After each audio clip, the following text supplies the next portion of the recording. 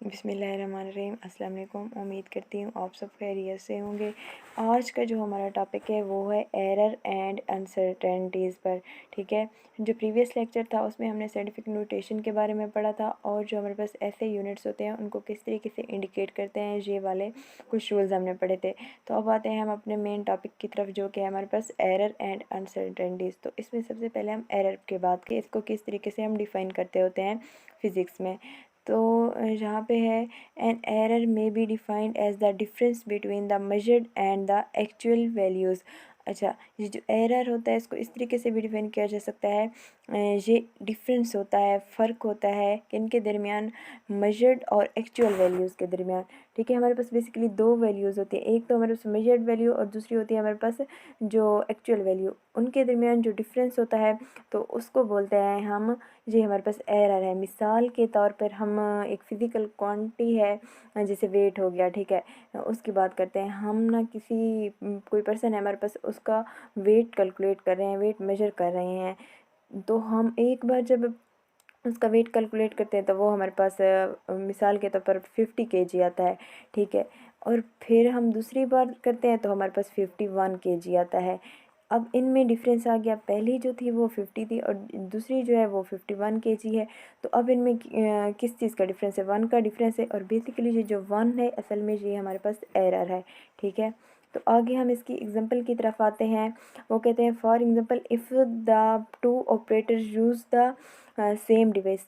हमारे पास दो ऑपरेटर्स हैं जो वर्क कर रहे हैं, ठीक है, वो सेम डिवाइस इस्तेमाल करते हैं। और इंस्ट्रूमेंट, वो मेजरमेंट लेने के लिए जो हमारे पास इंस्ट्रूमेंट होता है, ठीक है, वो सेम है दोनों के पास। इट इज़ नॉट नेसेसरी, ये लाजमी नहीं है that both operators get similar result. ठीक है, कि दोनों जो हमारे पास ऑपरेटर्स हैं उनका रिज़ल्ट भी सेम है, क्योंकि वो सेम चीज़ पर वर्क कर रहे हैं और सेम इंस्ट्रूमेंट है, तो लाजमी नहीं है कि रिज़ल्ट भी सेम है। The difference between the measurement is referred to as an error. वो जो डिफरेंस आएगा तो वो हमारे पास एरर होगा। जैसे हमने पहले बात की है, किसी पर्सन का हम वेट कैलकुलेट करते हैं, एक बार आता है हमारे पास 50 kg और दूसरी बार आता है हमारे पास 51 kg। तो अब इनमें 1 का डिफरेंस है, वो जो 1 है बेसिकली वो हमारे पास एरर है। तो हम नेक्स्ट चलते हैं, अब एरर की काजेज़ क्या होती हैं, सही है, ये देखते हैं। नेक्स्ट स्लाइड में हम ये देखते हैं, ठीक है। अब ये जो एरर है इसके सोर्सेज या काजेज़ भी कह सकते हैं, वो डिफरेंट तरह के होते हैं हमारे पास।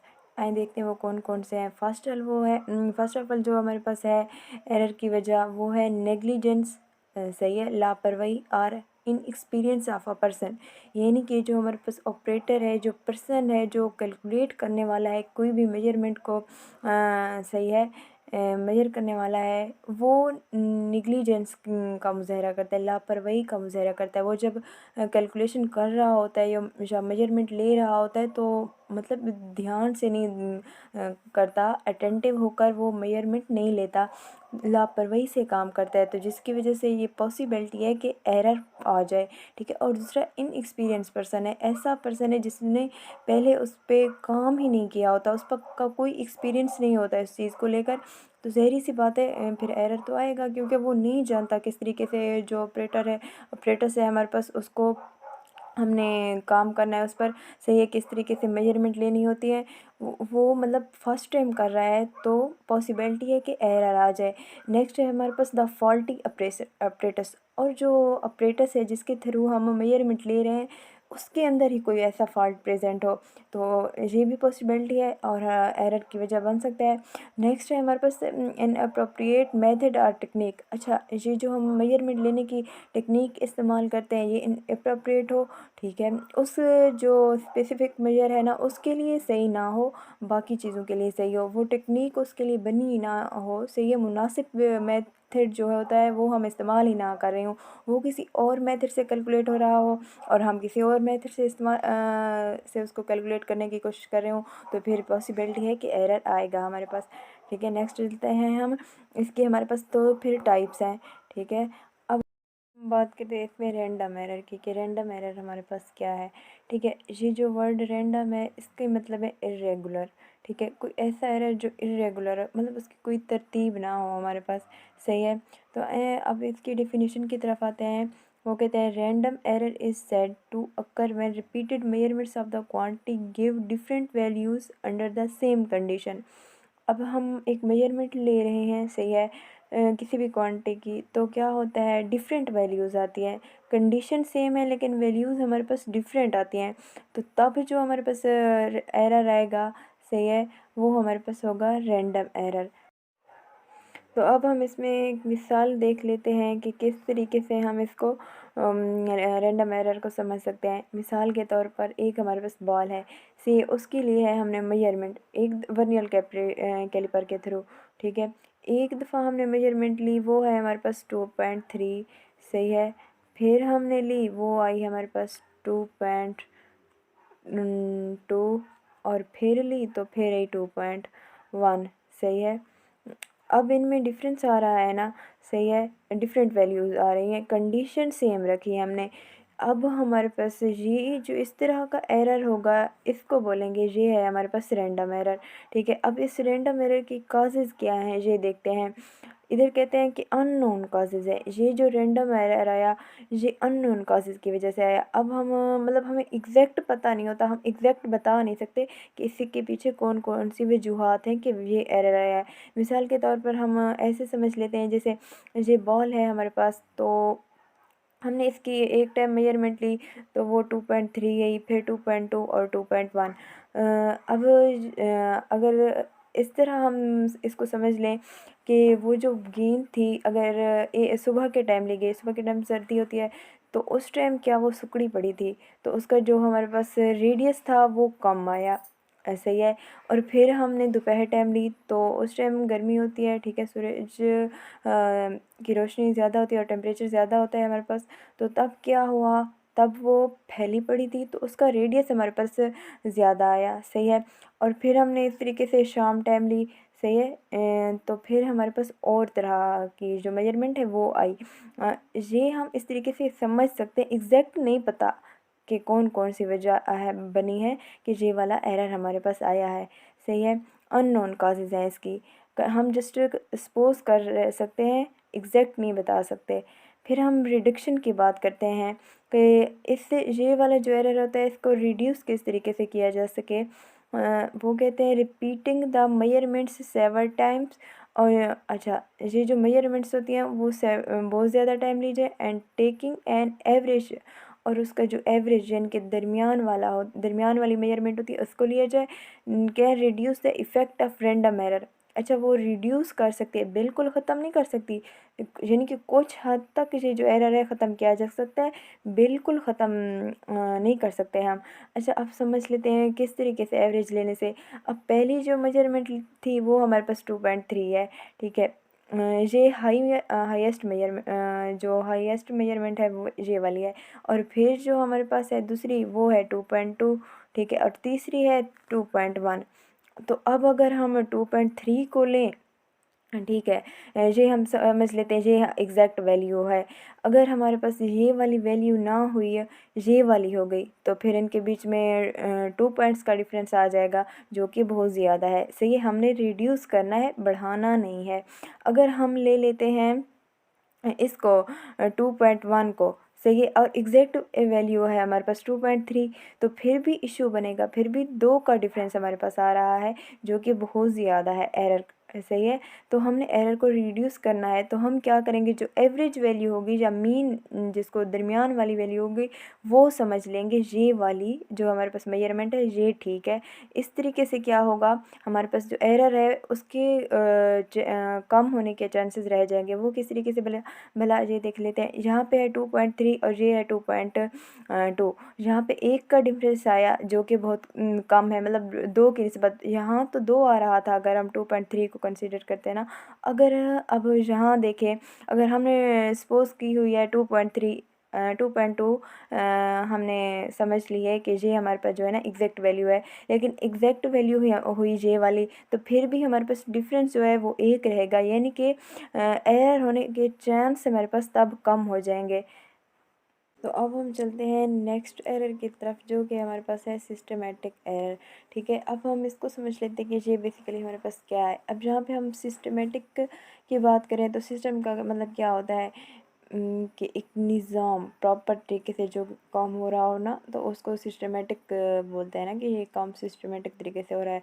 जो इसी तरह ये जो एरर होता है एक बाकायदा तरतीब के साथ हो रहा है होता है, वहाँ पे वो रेंडमली था, सही है। यहाँ पे एक तरतीब होगी इस एरर के अंदर। तो अब इसकी डिफिनीशन देख लेते हैं, वो क्या है। Systematic error refers to an effect that influences all measurements. अच्छा, वो कहते हैं ये जो सिस्टमेटिक एरर होता है ये इफ़ेक्ट करता है, दैट इन्फ्लुएंस, जो इन्फ्लुएंस करते हैं, असरअंदाज होता है ऑल मेजरमेंट्स पर, जितनी भी मेजरमेंट्स होती हैं उन पर, ऑफ अ पर्टिकुलर क्वांटिटी, जो हमारे पास एक क्वांटिटी है पार्टिकुलर जिसकी हम मेजरमेंट ले रहे हैं, उस पर इक्वली इन्फ्लुएंस करता है, सही है। अब ये कैसे इक्वली इन्फ्लुएंस करता है ये देख लेते हैं। अगर हम मेजरमेंट ले रहे हैं तो हमारे पास अगर डिफरेंस आया है, जैसे 1.1 है हमारे पास एक मेजरमेंट, तो दूसरी आएगी 1.2, ठीक है, फिर तीसरी आएगी 1.3। तो इनमें जो हमारे पास डिफरेंस है वो एक एक का आ रहा है, ठीक है, यानी कि इक्वली डिफरेंस आ रहा है हमारे पास। तो ये जो हमारे पास एरर होगा, ये एरर तो है, लेकिन ये वाला जो एरर होगा इसको बोलेंगे सिस्टमेटिक एरर, क्योंकि ये इक्वली आ रहा है सब में डिफरेंस, सही है। नेक्स्ट हम इसकी काजेज़ डिस्कस करते हैं कि इसकी काजेज़ कौन कौन सी हैं। It may occur due to zero error of a instrument. अब देख लेते हैं कि ज़ीरो एरर हमारे पास क्या है, इसको हम नेक्स्ट स्लाइड में समझ लेते हैं कि वो क्या होता है हमारे पास बेसिकली ज़ीरो एरर, सही है। ये देखें, यहाँ पे आपको वर्नियर कैपिलर दिखाया गया है, इसके दो स्केल होते हैं बेसिकली हमारे पास। ये जो वर्नियर कैलिपर है हमारे पास, एक ये वाला है और दूसरा ये मेन स्केल है ये वाला, ठीक है, इसको बोलते हैं मेन स्केल। और ज़ीरो एरर ये तब होगा जब ये वाली इसकी ज़ीरो और इसकी ज़ीरो बराबर हो जाएंगी, यानी कि जब हम इसको इस तरफ ले आएंगे ये वाली ज़ीरो एग्जैक्ट यहाँ पे आ जाएगी, ठीक है। तो ये हम तब इसको बोलेंगे एग्जैक्ट यहाँ पे नहीं आएगी, जब वैसे तो एग्जैक्ट आती है, लेकिन जहाँ जब एग्जैक्ट हमारे पास नहीं आएगी तो हम क्या कहेंगे, ये हमारे पास ज़ीरो एरर है। या तो वो थोड़ी सी आगे हो जाएगी या हमारे पास वो पीछे रह जाएगी थोड़ी सी ज़ीरो के साथ। तो ये हमारे पास जो एरर होगा इस तरीके से, ये हमारे पास ज़ीरो एरर है, सही है। अब हम अपनी स्लेट की तरफ आते हैं। दूसरी इसकी काज पढ़ते हैं, वो क्या है, पोअर कैलिब्रेशन ऑफ इंस्ट्रूमेंट। कि हमारे पास पोअर कैलिब्रेशन और इंस्ट्रूमेंट के मिसाल के तौर पर ऐसे हम समझ लेते हैं कोई सस्ता इंस्ट्रूमेंट हो, ठीक है। जैसे ये जो हमारे पास लकड़ी का स्केल होता है, अगर यहाँ पे देखें तो मार्किंग एग्जैक्ट इक्वल नहीं की हुई होती, थोड़ा थोड़ा इनके अंदर डिफरेंस होता है। तो अब इसके ज़रिए अब कोई मेजरमेंट लेंगे तो ज़ाहिर सी बात है हमारे पास एरर आएगा, और वो जो एरर होगा वो सिस्टमेटिक एरर आएगा। और तीसरी इसकी वजह है हमारे पास इनकरेक्ट मार्किंग। इसको हम ऐसे समझ लेते हैं, मिसाल के तौर पर देखें, एक हमारे पास स्केल है, ठीक है, स्केल में एक स्केल है हमारे पास, ठीक है, स्केल में रीडिंग्स हुई पड़ी हैं 0, 1, 2, 3, 5, ठीक है। अब क्या है इसमें हमारे पास एक जो है ना वो मिसिंग है, ठीक है। अब इसके ज़रिए जो हम मेजरमेंट लेंगे तो ज़ाहिर सी बात है हमारे पास वो मेजरमेंट करेक्ट नहीं होगी, क्योंकि हमारे पास जो मार्किंग हुई पड़ी है, जो स्केल है हमारे पास, वो इनकरेक्ट मार्किंग है। नेक्स्ट चलते हैं हम अपनी प्रीवियस स्लाइड की तरफ। उसमें हमारे पास फिर इसकी रिडक्शन की बात करते हैं कि इसको रिड्यूस किस तरीके से किया जाए इस तरह के एरर को। सबसे पहले जो इसका तरीका है वो ये है, systematic error can be reduced by comparing the instrument with another which is known to be a accurate more accurate. अच्छा, हमारे पास दो इंस्ट्रूमेंट है, एक जो है ना उसको यूँ समझा जाता है ये ज़्यादा एक्यूरेट है, बिल्कुल दुरुस्त मेजरमेंट्स देता है, ठीक है, और दूसरा है जिसमें एरर की गुंजाइश है। तो हमें उनको आपस में कंपेयर कर लेना चाहिए, कंपैरिजन उनका कर लेना चाहिए, तो तब हमारे पास सिस्टमेटिक एरर जो है वो कम हो जाएगा। फिर नेक्स्ट वो कहते हैं, दस for systematic error a correction factor can be applied. हमें करेक्शन फैक्टर अप्लाई करना चाहिए। उसको हम एक मिसाल के ज़रिए समझ लेते हैं कि हमारे पास दो क्लॉक्स हैं, ठीक है।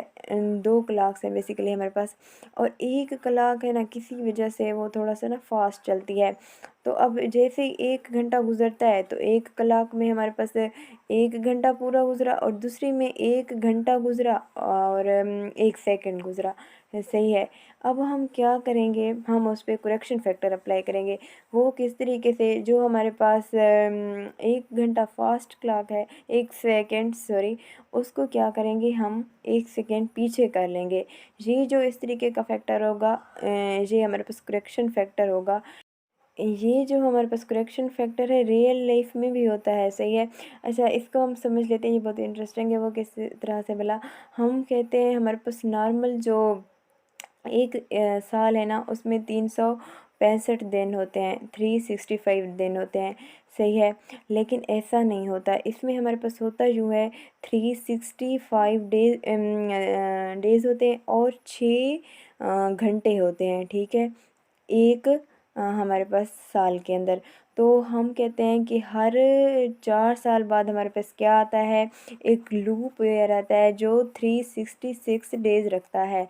वो कैसे भला, देखिए एक हमारे पास 365 और 6 घंटे हमारे पास हुए, फिर भी 365 और 6 घंटे, 365 और 6 घंटे, 365 और 6 घंटे। ठीक है। बाद में एक ऐसा दिन आएगा जिसमें 366 ईयर होंगे, दिन होंगे। वो किस तरीके से भला, अब ये देखिए, ये जो हमें ये जो एक साल है हमारे पास, तो 365 का हम को मेजर करके देते हैं साइंटिस्ट जो है। लेकिन ये जो 6 हमारे पास घंटे, ये बच्चे पढ़े हैं, ये वाले 6 घंटे 6 घंटे हैं।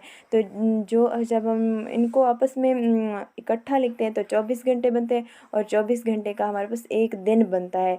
तो फिर इसमें 365 दिन पहले थे, और एक जब दिन ऐड करेंगे तो हमारे पास क्या होगा, 366 डेज आएंगे। इसको बोलते हैं लूप ईयर।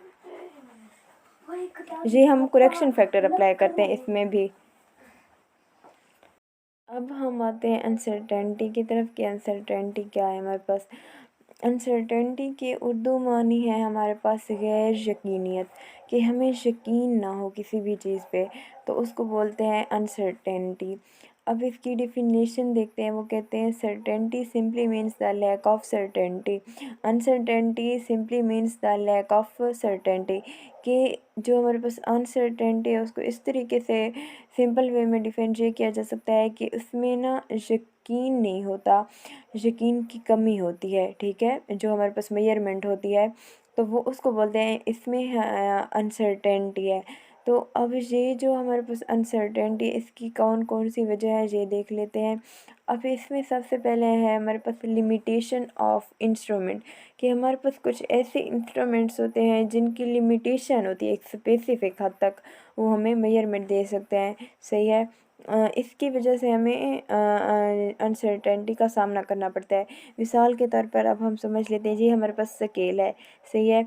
अब ये जो अब हमने किसी चीज़ की मेजरमेंट लेनी है, मिसाल के तौर पर हमारे पास ये एक ऐसे ना लेंथ है, इसकी हम लेनी है मेजरमेंट। तो अब हम क्या करेंगे, इसकी मेजरमेंट किस तरीके से लेंगे, ये देखें। इधर देखते हैं, हमारे पास ये ज़ीरो के ना थोड़ा हट के स्टार्ट हो रहा है, लेकिन हमारे पास ज़ीरो है, 1 है, 2 है, 3 है, इस तरीके से इनके बीच में हमारे पास पॉइंट्स हैं। ठीक है। 0.1 0.2 इस तरीके से। लेकिन ये जो हमारे पास इधर लाइन आपको नज़र आ रही है, ये वाली लाइन है ना, ज़ीरो के बाद जो है ना उसके बीच में है, और उसके बीच में हमें कोई मतलब वैल्यू नहीं दी गई, उसको मज़ीद सिंपल हमें नहीं बताया गया। यानी कि ये जो इंस्ट्रूमेंट है इसकी एक लिमिटेशन है। सही है। तो इसकी वजह से भी हमें अनसर्टेनिटी का सामना करना पड़ता है, हमें यकीन नहीं होता। अब अगर हम इसमें कह दें कि इसकी जो हमारे पास लेंथ है इसकी, हमारे पास 8.1 कह दें। ठीक है। लेकिन हमें श्योरिटी नहीं होती 1, क्योंकि ये 1 के बाद जो हमारे पास लेंथ है स्केल के अंदर वहाँ है, लेकिन इसकी हमें कोई वैल्यू ही नहीं दी गई, इसकी लिमिटेशन यहीं तक थी। तो अनसर्टेनिटी इस वजह से भी हमारे पास आ सकती है। अब हमने इसकी जो एक काज है अनसर्टेनिटी की वो देख लिया, दूसरी हमारे पास जो काज है उसकी तरफ चलते हैं। इधर है इम्परफेक्शन ऑफ ह्यूमन सेंसेस। अच्छा, इसको हम समझ लेते हैं। ये हमारे पास पेंडुलम है, ठीक है। अब हम पेंडुलम का जो टाइम पीरियड है वो कैलकुलेट करना चाहते हैं कि ये जो इस पॉइंट से स्टार्ट हो रहा है और जहाँ पे एंड हो रहा है इसके दरमियान कितना टाइम लगता है इसको, ठीक है, आने जाने में। ये अगर हमने कैलकुलेट करना होता है तो हम स्टॉप वॉच को इस्तेमाल करते हैं, सही है। अब हमने जैसे ही जो पेंडुलम स्टार्ट हुआ, अब हमने स्टॉप वॉच ना स्टार्ट कर दी, तो जहाँ पे आके रुका हमने स्टॉप वॉच रोक दी। तो क्या हम एग्जैक्ट उसी टाइम पे करते हैं? नहीं, हम एग्जैक्ट उसी पे टाइम पे नहीं कर सकते, क्योंकि हमारी जो सेंसेस है वो थोड़ा सा लेट परफॉर्म कर रही होती हैं। हम लेट उसको स्टॉप वॉच को स्टॉप कर सकते होते हैं। तो पॉसिबिलिटी है कि जो हम वैल्यू देना, जो हम टाइम दें इसका, कि वो ना हमारे पास अनसर्टेनिटी मौजूद होती है, हम श्योर नहीं होते, हमें यकीन नहीं होता बिल्कुल एग्जैक्ट हम वैल्यू बता रहे हैं। क्योंकि हो सकता है हमने स्टॉप वॉच को पेंडुलम के स्टार्ट होने से पहले स्टार्ट कर दिया हो सकता है हमने पेंडुलम जो है वो मूव कर रहा है उसके जो वो अपना साइकिल कंप्लीट कर लेता है उसके साइकिल कंप्लीट करने से पहले ही उसको स्टॉप कर दिया हो, पॉसिबिलिटी पाई जाती है हमारे पास। ठीक है, thank you for watching. Next मिलेंगे हम अगले लेक्चर के साथ, तब तक के लिए इजाज़त। अल्लाह हाफिज़, अपना ख्याल रखिएगा।